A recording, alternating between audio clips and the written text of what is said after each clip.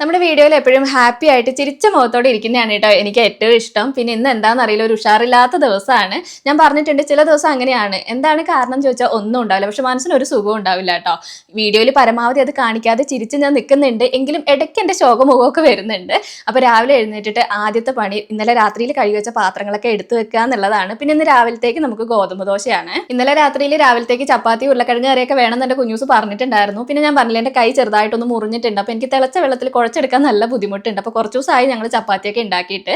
പിന്നെ എനിക്ക് എന്തെങ്കിലും വയ്യ എന്നൊക്കെ പറഞ്ഞു കഴിഞ്ഞാൽ കുഞ്ഞൂസിന് അങ്ങനെ ഇന്നത് വേണം അങ്ങനത്തെ നിർബന്ധങ്ങളും കാര്യങ്ങളും ഒന്നും ഇല്ല കേട്ടോ. പിന്നെ ഇന്ന് എൻ്റെ മൂഡ് ശരിയില്ല എന്ന് അറിഞ്ഞുകൊണ്ടാന്ന് തോന്നുന്നു എൻ്റെ കുഞ്ഞൂസ് പാട്ടൊക്കെ വെക്കാനായിട്ട് വന്നിട്ടുണ്ട് കേട്ടോ. ഇത് കുഞ്ഞൂസിൻ്റെ ബ്ലൂടൂത്ത് സ്പീക്കർ ആണെന്ന് പറയണേന്നും കൂടി എടുത്ത് പറഞ്ഞിട്ടുണ്ട്.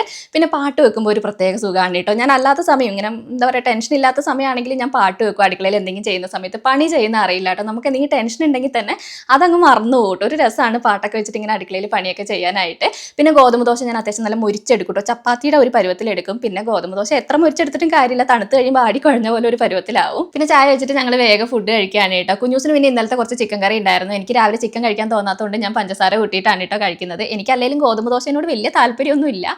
പിന്നെ ഇതാ കുഞ്ഞൂസ് പോവുകയാണ്. അപ്പോൾ ഇന്ന് കുഞ്ഞൂസ് നേരത്തെയാണ് കേട്ടോ. അല്ലെങ്കിൽ ഈ സമയമാകുമ്പോഴത്തേക്ക് ഞങ്ങൾ ഭയങ്കര ഓട്ടപ്പാച്ചിലായിരിക്കും. ഇന്ന് കുറച്ച് നേരത്തെ ഇറങ്ങിയിട്ടുണ്ട്. അതുകൊണ്ട് അച്ഛമ്മേൻ്റെ അടുത്തും കൊച്ചച്ഛൻ്റെ അടുത്തൊക്കെ പോയിട്ട് യാത്ര പറയാൻ വേണ്ടി പോവുകയാണ്. പിന്നെ ഇന്ന് എനിക്കൊന്ന് പുറത്തേക്ക് പോകേണ്ട ആവശ്യമുണ്ട് കേട്ടോ. ഒന്ന് എൻ്റെ വീട്ടിലേക്ക് പോകാനുണ്ട്, പിന്നെ ഡ്രസ്സൊക്കെ ഷേപ്പ് ചെയ്യാനുണ്ട്. അങ്ങനെ കുറച്ച് കാര്യങ്ങളുണ്ട്. പൗഡറൊക്കെ തേച്ച് പിടിപ്പിക്കുന്നുണ്ട്. ഒരു കാര്യമില്ല കേട്ടോ. പുറത്തേക്ക് അങ്ങ് ഇറങ്ങിക്കഴിഞ്ഞാൽ വേർത്ത് ഒലിച്ച് കരിഞ്ഞ് മുരിഞ്ഞ ഒരു അവസ്ഥയിലാവും. പിന്നെ ഞാൻ ഇന്ന് ഇട്ടിരിക്കുന്ന ഈ ഡ്രസ്സ് എനിക്ക് ഭയങ്കരമായിട്ട് ഇഷ്ടമായി കേട്ടോ. ഇതിൻ്റെ എടുത്ത് പറയേണ്ടത് ഇതിൻ്റെ കൈയിൻ്റെ ആ ഒരു ഭാഗത്തുള്ള ഒരു വർക്കും പിന്നെ ആ നെക്കിലുള്ളതുമാണ് കേട്ടോ. പിന്നെ ഇതിൻ്റെ കളറും നല്ല ഭംഗിയാണ്.